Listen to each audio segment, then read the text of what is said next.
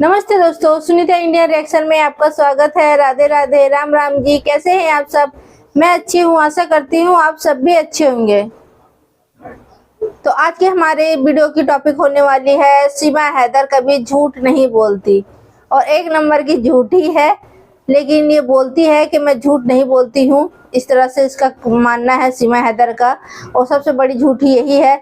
मैं इसका मतलब इसके मुंह से बोला हुआ सच्चाई भी दिखाऊंगी आपको। एक ही चीज को मतलब डबल बयान देती है, कभी कहती है हाँ, कभी बोलती है ना।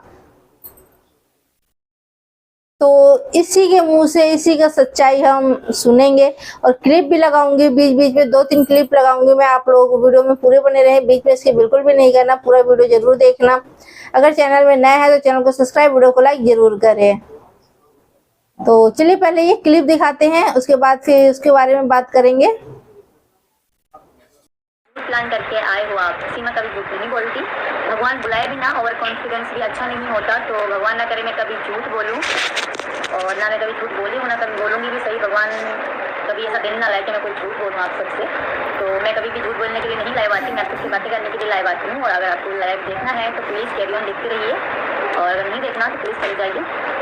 में देखा होगा सीमा हैदर ने क्या कहा, मैं झूठ कभी नहीं बोलती हूँ और सच्ची बोलती हूँ। भगवान ना बुलाए कि मैं कभी झूठ भी बोलूँ। इतनी बड़ी झूठी, और कैसे भगवान वगैरह सबको अपने झांसे में लेती जा रही है। जो सीमा हैदर है वो कहती है मैं सच बोलती हूँ, सच बोलने के लिए ही लाइव में आती हूँ, इस तरह से इसका मानना है। अब एक और क्लिप लगाते हैं, फिर उसके बारे में बात करते हैं।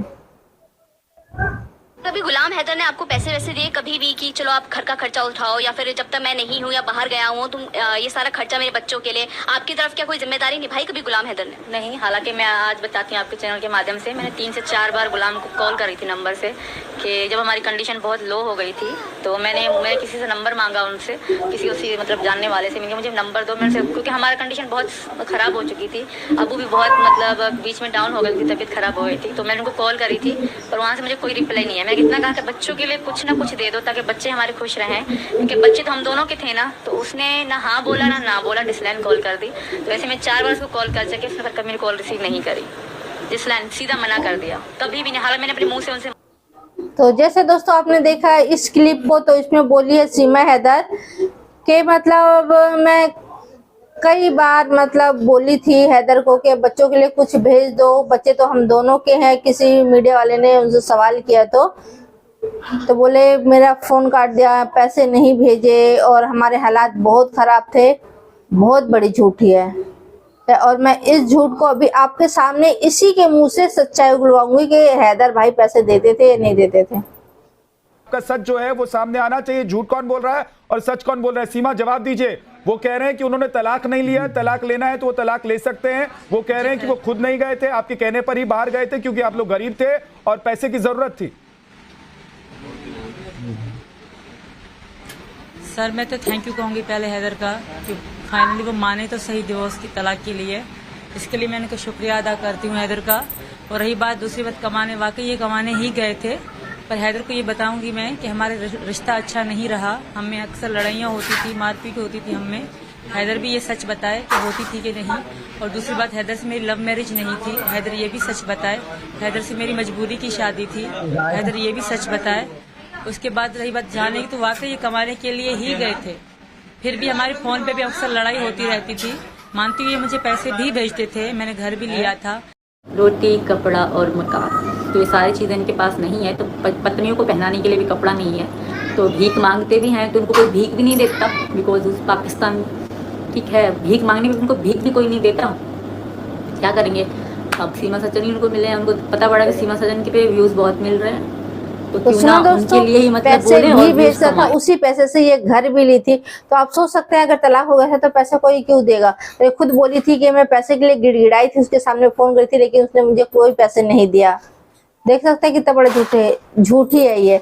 और क्या बोलती है, बच्चे मेरी जान है, बच्चे के बगैर मैं रह नहीं सकती हूँ, बच्चे ये वो दुनिया भर का जो डायलॉग मारती है ना।